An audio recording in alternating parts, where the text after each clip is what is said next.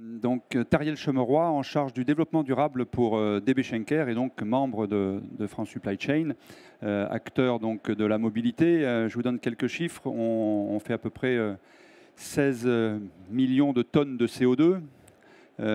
Comme la mobilité, c'est à peu près 30% des émissions de CO2. Donc la quote-part du transport de marchandises est importante avec à peu près 10%.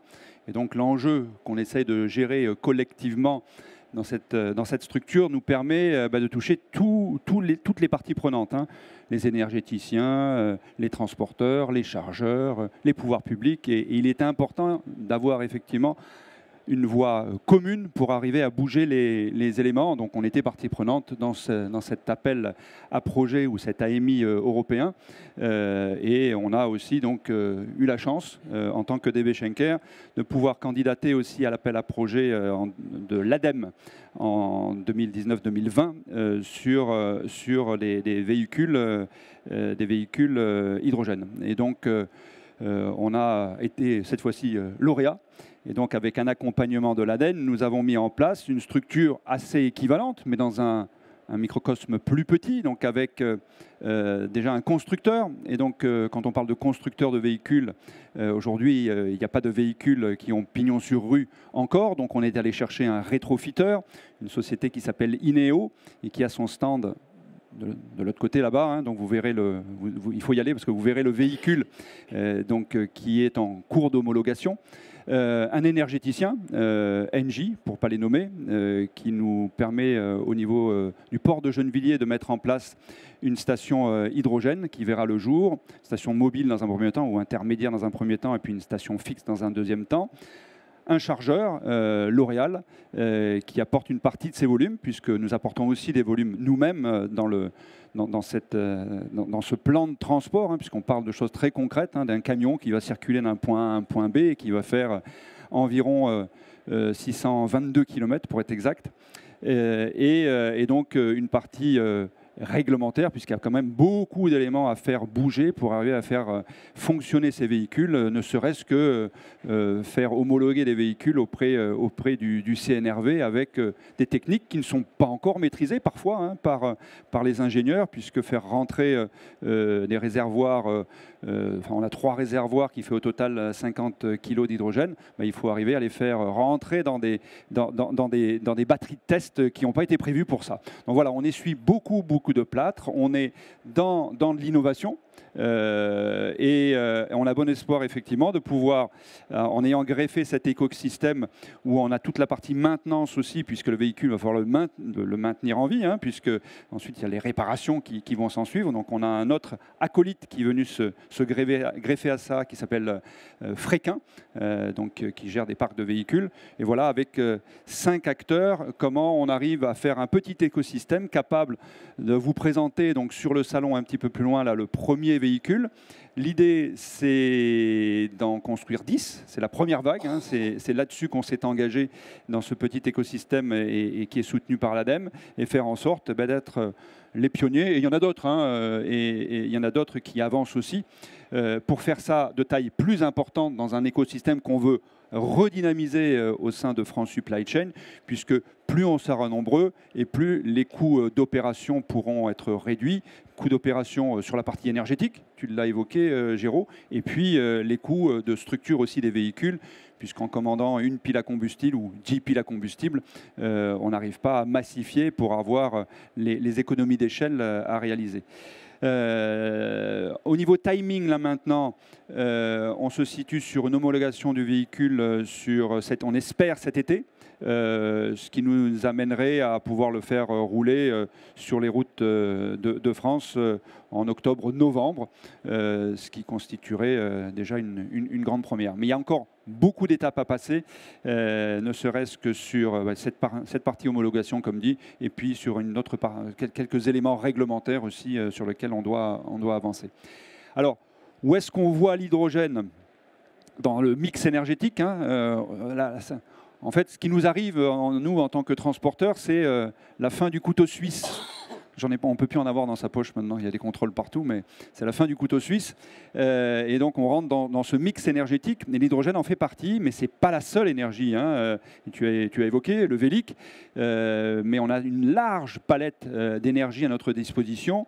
En partant du plus petit, et il y en a un, Pragma, là, le musculaire, alors c'est de l'hydrogène, mais il y a aussi un peu de musculaire, donc l'énergie musculaire est de retour, livraison vélo-cargo, livraison à pied, livraison en transpalette, enfin tout ce contexte-là.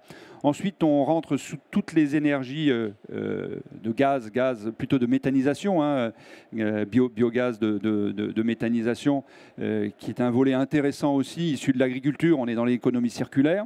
On a tous les biocarburants aussi, hein, qui touchent le B100 ou le HVO, pour utiliser quelques acronymes, qui ont aussi un grand intérêt sur l'utilisation ou le retour vers l'agriculture pour produire finalement la combustion de demain, et qui réduit nettement les émissions de CO2. Évidemment, la partie électrique avec ses deux volets, donc la batterie et l'hydrogène. Voilà, donc un large palette pour nous. Il va falloir, en tant que transporteur, adapter l'énergie au cas d'usage. Je crois que c'est ça le gros enjeu, hein, pour nous, de ne pas faire les erreurs d'avoir l'énergie au mauvais endroit, si je peux le dire comme ça. Et puis après, tout va dépendre aussi de ce que l'humanité voudra bien faire en termes de sobriété, puisqu'on est transporteur, donc quelque part, ce sont nos clients qui nous confient des marchandises. Si demain, on va vers des temps plus restreints, il y aura aussi peut-être une réduction, et à ce moment-là aussi des conséquences sur ce que ça peut générer sur la sobriété, au moins sur ce volet qui est souvent peu abordé. Donc voilà, pour vous dresser un petit panel de comment on voit l'hydrogène, et où on a investi beaucoup dans un contexte plus large du mix énergétique. Et globalement, tu penses que c'est quoi en 2030, là, pour se projeter un peu, c'est quoi pour toi l'horizon? Combien de camions, l'électrique à hydrogène représentera quel pourcentage de votre flotte? Oui, alors on a réalisé un plan de décarbonation au sein de Schenker, pour Schenker France déjà, hein, pour arriver à réduire les composantes l'une après l'autre. On voit que ce qui se dégage en premier, ce sont tout ce qui touche à la livraison du dernier kilomètre, livraison en ville, livraison urbaine. Et on voit alors déjà avec les VUL, la cyclo-logistique, qui sont déjà des éléments mûrs, on peut dire. Hein. Il y a des véhicules à notre disposition, il y a des véhicules vélos, des carrioles et des VUL qui sont là, électriques, batteries principalement. Donc ça, c'est le premier volet sur lequel on avance. Et donc d'ici 2030, on espère avoir éliminé le carburant fossile pour faire ce dernier kilomètre sur des rayons qui sont... On a 75 agences sur le territoire national, hein, transporteurs. Comme les nôtres, on a à peu près entre 50 et 70, hein, nos concurrents aussi. Et donc, on réagit sur des rayons qui sont de moins d'une centaine de kilomètres. Donc, ça peut se couvrir assez facilement. Le deuxième volet, ça va être toute la partie des tractions qu'on génère. Hein. Une entreprise comme la nôtre, c'est 1800 tractions toutes les nuits. On fait 8 fois le tour de la Terre. Hein, avec du diesel. Hein. Et là, on a quelque chose de captif. Donc, on a des tractions qui font des allers-retours toutes les nuits. Et c'est probablement là où on pourra avoir des véhicules batteries, d'un côté, sur des tractions courtes. Hein. On peut faire Gennevilliers-Rungis. Hein. On le fait plusieurs fois par jour. Ça, c'est une traction. Ça peut se faire encore. On sera en ZFE en plus. Donc voilà, ça peut se bouger en tracteur électrique. Et on voit sur le marché une émergence des tracteurs électriques. Et puis après, on a des distances plus longues. Hein. On va à Moscou. Voilà. Enfin, on n'y va plus trop en ce moment, mais, mais on va en Pologne. Et donc, effectivement, ça, c'est des distances qu'on peut gérer avec de l'hydrogène.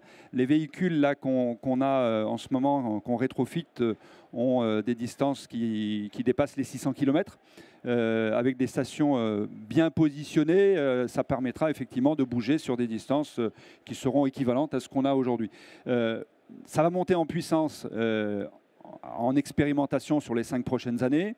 2025-2030, on aura un peu de maturité, et probablement, quand les constructeurs établis seront présents entre 2027 et 2030, on aura une accélération. Donc le rétrofit est un très bon moyen, en intégrant en plus l'économie circulaire, de pouvoir avancer. Donc oui, 2025, ça décolle. 2030, on commence à comprendre un peu comment ça se passe. Et 2030, après, c'est à mon avis un boom sur des tractions qui sont opérées par le monde du transport et de la logistique dont on fait partie.